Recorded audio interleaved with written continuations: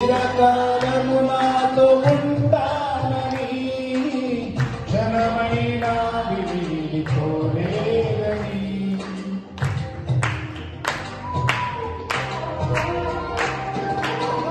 నీలో నన్ను చూచుకున్నామని తండ్రితో ఏకమై ఉన్నామని ఆనందగా